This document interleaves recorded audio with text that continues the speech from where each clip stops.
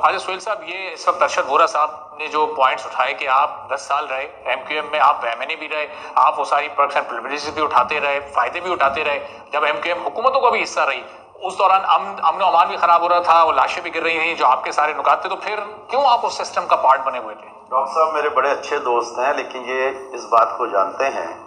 اور بہت اچھی طرح سے جانتے ہیں کہ ایم کیو ایم جو ہے وہ کبھی الیکشن کراچی میں نہیں جیتی۔ اچھا، وہ ہمیشہ گولی کے زور پر جیتی۔ یہ ڈاکٹر صاحب بھی بہت اچھی طرح جانتے ہیں، بعد میں ان کو بھی موقع ملے گا۔ اور ایم کیو ایم جو ہے کراچی کی اگر بڑی جماعت ہوتی،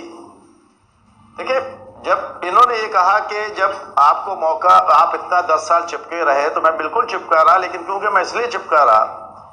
کہ ایک آپ کو واقعہ پتا ہے کہ بلدیہ کے اندر 350 لوگوں کو انہوں نے ایک فیکٹری میں جلا دیا۔ اس شہر کے اندر ان کی دہشت تھی، یہ دہشت گردی کے طور پہ چل رہے تھے۔ ہم تو بزنس کمیونٹی کے لوگ تھے، ہمیں جب انہوں نے ایز اے صاف چہرے انٹروڈیوس کروایا تو ہم چلے گئے پارٹی میں، لیکن جب اندر گئے تو ہمیں پتہ چلا کہ اب باہر آنے کا راستہ نہیں ہے۔ وہ تو اللہ کا شکر ہے کہ اس شہر کی افواج پاکستان نے یا رینجرز نے اس شہر کو جب امن دیا اور یہ وقت آ گیا کہ ان کا بھتہ خوری بند ہو گئی، ان کا دھمکیاں بند ہو گئیں، کھالیں چھیننے کے سلسلے بند ہو گئے، زکوٰۃ خیرات کے نام پر پرچیاں بٹنی بند ہو گئیں، تب جا کے جب ہمیں موقع ملا تو ہم نے یہاں سے جان چھوڑائی۔ اور ڈاکٹر صاحب بھی اسی کنڈیشن میں تھے، کیونکہ ڈاکٹر صاحب بھی جب لندن کا سسٹم ختم ہوا تو پی ایس بی میں شامل ہو گئے، کیونکہ یہ بھی سمجھتے تھے کہ وہ دہشت گرد جماعت ہے۔ اور یہ بات فیکٹ ہے کہ ڈاکٹر صاحب نے لندن کا سسٹم ختم ہونے کے بعد، لیکن لندن کے سسٹم ختم ہونے کے بعد جو 22 تاریخ تھی یا جو بھی تاریخ تھی، مجھے وہ اس لیے بھی یاد نہیں ہے کہ وہ ایک منحوس دن تھا، تو اس وقت ڈاکٹر صاحب جب پی ایس بی میں گئے ہیں تو پی ایس بی اس کے بعد بھی کئی عرصے تک جو ہے وہ الزام تراشی ہوتی رہی، مہاجروں کے خلاف باتیں ہوتی رہیں، کراچی کی عوام کو لڑانے کی پھر کوشش کرتے رہے، لیکن مصطفیٰ کمال جو ہیں وہ بیچارے جو ہیں وہ ایک سیٹ بھی نہ لے سکے۔ انہوں نے کئی بار انہوں نے الیکشن لڑا، ان کے ووٹ کتنے تھے؟ 2000 2500، اس سے زیادہ ان کو ووٹ نہیں پڑا۔ بیچارے کیا کرتے؟ ادھر یہی حال ہو گیا متحدہ گورنمنٹ پاکستان کا کہ جہاں 14 سیٹیں لینے والے تھے ان کے ہاتھ میں 4 سیٹ بھی نہیں آئی، بلکہ وہ 4 سیٹیں بھی جو ہیں ہار گئے۔ اس کے بعد جا کے کسی جگہ پہ پاؤں پڑے کہ ہمیں یہ سیٹیں دے دی جائیں، نہیں تو ہم شہر سے ختم ہو جائیں گے۔ مصطفیٰ کمال صاحب کئی ضمنی الیکشن میں اترے۔ اگر ان کی لیڈرشپ تھی یا ان کی کوئی پرسنل اپنی وہ تھی یا وہ میئر کے نام سے ایک مشہور آدمی تھے تو سر کوئی 2000 10,000 20,000 ووٹ تو لے لیتے۔ تو خیر صاحب یہ بھی اب آج یہ کیا ہوا ہے کہ آج یہ کشکول لے کر ایک جو ان کے دشمن تھے ان دشمنوں کے ساتھ یہ ہاتھ ملا رہے ہیں، اور میں یہ سمجھتا ہوں کہ انشاءاللہ جب وقت آئے گا تو پیپلز پارٹی ان کو دکھائے گی کہ ہم سنگل پارٹی کے طور پر ان سے مقابلہ کریں گے۔ ٹھیک ہے، چلو میں ارشد صاحب کو ایک چیز اور ان سے یہی میں کہہ رہا ہوں کہ اگر ہم انشاءاللہ فیڈرل میں آ جائیں گے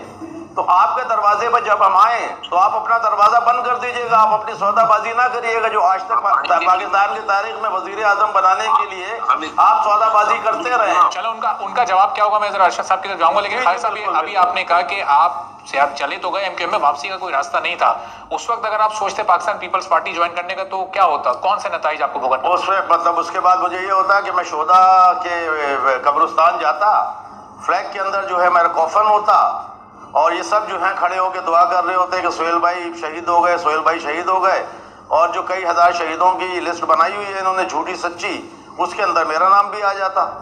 تو اللہ کا شکر ہے کہ مجھے تو اللہ تعالیٰ نے وقت سے پہلے نکال دیا، کوئی نہ کوئی میری زندگی میں نیکی ہوگی یا میری ماں کی دعا ہوگی یا ڈاکٹر ارشد وورا جیسے میرے دوست ہوں گے۔ اس سہیل صاحب احکامات ملنے سے عمل ہونے تک وہ پوری ایک چین تھی، سب کو پتہ ہوتا تھا، پھر یہ اس کا مطلب کہ آپ یہ کہہ رہے ہیں کہ کنیکٹڈ ایم کیو ایم اور پاکستان اور لندن بھی؟